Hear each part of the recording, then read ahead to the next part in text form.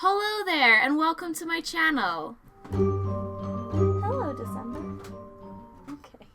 So today I wanted to sit down and talk to you guys about 5 mistakes that I see beginner watercolor artists make all the time, and demonstrate what those mistakes are and show you how to fix them. So hopefully you guys find this video helpful. I am going to jump into the mistakes and some demos and stuff in just 1 second, but real quick, I just want to do a shout out to the sponsor of this video. So the video sponsor is Skillshare. Thank you so much to Skillshare for sponsoring this video. You guys have heard me talk about Skillshare before in my previous videos. I do really enjoy them. I've used them to further a lot of my own motion graphics work and animation stuff, and I've learned a lot from Skillshare.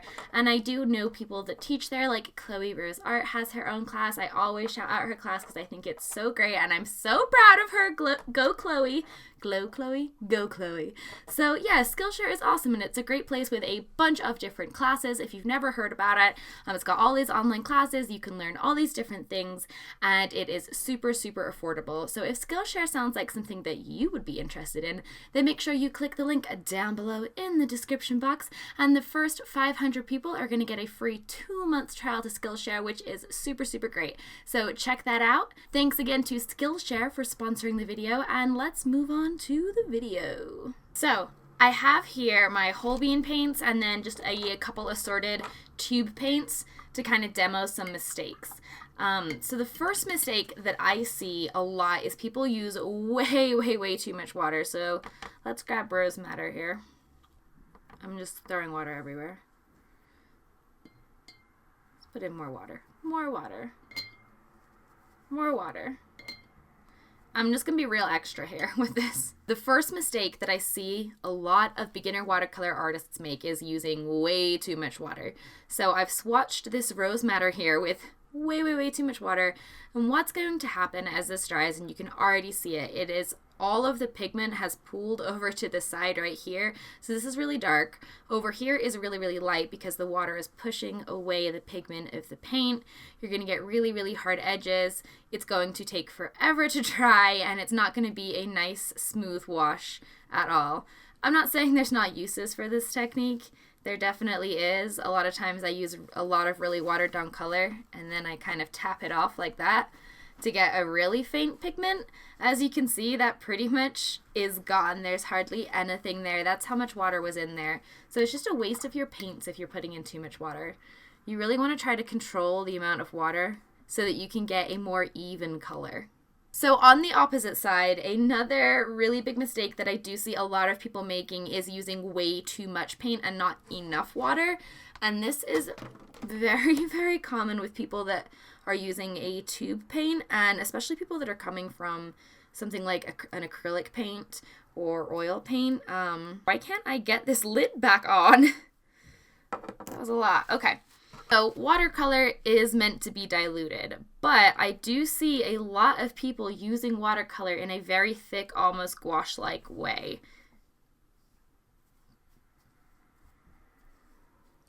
Now what this does when you use watercolor in this very thick way, it's, well, one, it wastes your paint. This is a huge waste of very expensive paint.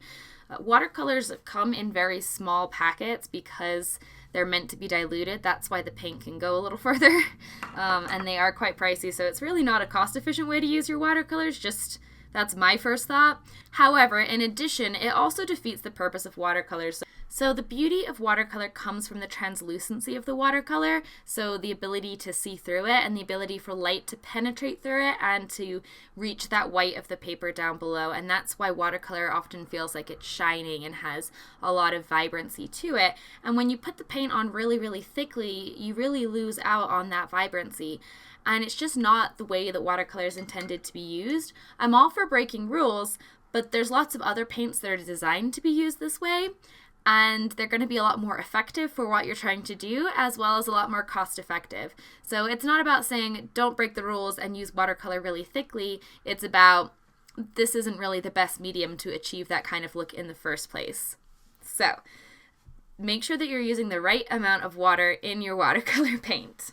So the third thing that I see people doing all the time is using way too small of a brush to fill a large area.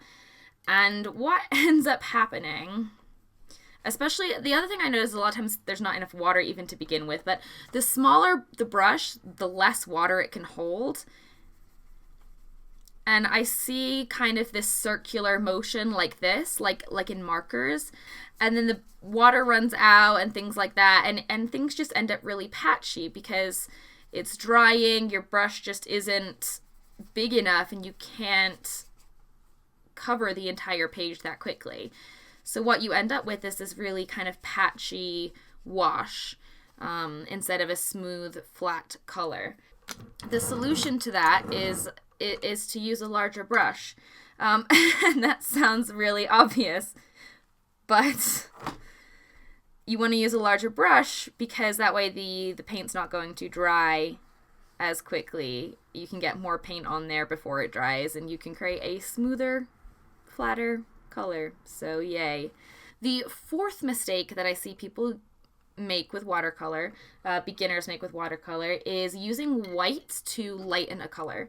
So you have seen in this page the difference between these two purples. Now this is the same purple. This is the purple that I laid down really, really thickly before, and then this was it when I laid it down in a more diluted fashion. You can see there is a huge difference in color, and that's because watercolor is lightened through the white of the paper below. And even this one right here where I lifted it back up and it's that very pastel pink, these are the same color as well. So watercolor is lightened through the white of the paper and then adding more and more pigment. And the reason watercolor is lightened this way is because, again, it preserves the transparency and the translucency of the watercolor. Now, when you mix white in, so white cannot be translucent, fully translucent. It always has to have some opaqueness to it. And when you mix in white with your purple, as we're doing in this example, you're going to create a color that's a lot more milky and muddy. Now, there's totally a use for this, and it may be hard to pick up on camera, by the way, and I apologize for that. I'll see if I can make it more pronounced. I'm going to exaggerate this for effect, basically. And I'm going to kind of paint here so you can see how it loses its translucency and it becomes more opaque and you can't see through it to the layer below.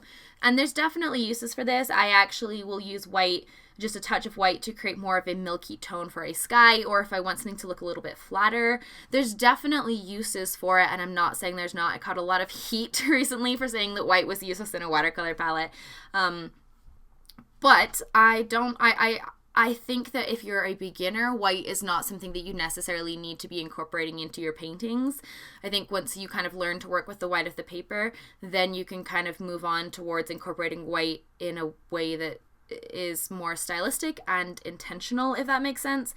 I mean, live your best life. Do whatever the heck you want with your art. It's your art. This is just my tips and kind of like the things that I've seen. And I do find that when people add white to lighten their paints, a lot of times they end up with the result that's not exactly what they were looking for or intending. And if you're intending that look, then awesome. So now I'm going to talk about the fifth mistake that I see people make, and this is, again, a very simple one. These are all very simple ones, but these are the most common beginner mistakes that I do see, and that's not using the right paper. So this is just printer paper. And watercolor is not made to go on printer paper. It's made to go on watercolor paper, which is very thick paper. It's designed to hold up against the water that you apply. And you can already see in the printer paper that it's absorbing the water very, very quickly, and it's disintegrating the fibers of the paper. And you're ending up with this really mottled, speckled effect. This is also makes it really hard to blend. And this is, again, another time where I see a lot of this kind of scratchy looking watercolor, because it is very hard on this kind of paper because the water doesn't sit on top of the paper for as long. It just kind of sinks in and stains the paper immediately. Versus on this paper, this watercolor paper, it sits on the paper for a lot longer. You have a lot more of a chance to move it around, and the paper is designed for it to lay on top of nicely, instead of things like printer paper where it's not made for that and it doesn't work well. So if you want your watercolor paintings to get better right away and you are a beginner, then maybe hearing about these mistakes and kind of seeing the corrections to them would be helpful for you. I hope that you enjoyed this video. If you liked it, give it a big thumbs up. I hope that you learned something from this video, and don't forget to check out the rest of my watercolor videos. I have a bunch of Watercolor 101 videos that delve way more in depth on this topic, so if this is something that you are interested in and you want to learn more about watercolor in depth, I have linked my Watercolor 101 playlist down in the description box and up in the little eye, so you can click on that and watch that. Huge thanks again to Skillshare for sponsoring this video. Big thumbs up there. Thank you so much. And I love you guys so much. Thanks for watching, and as always, have a great rest of your day. Bye, guys!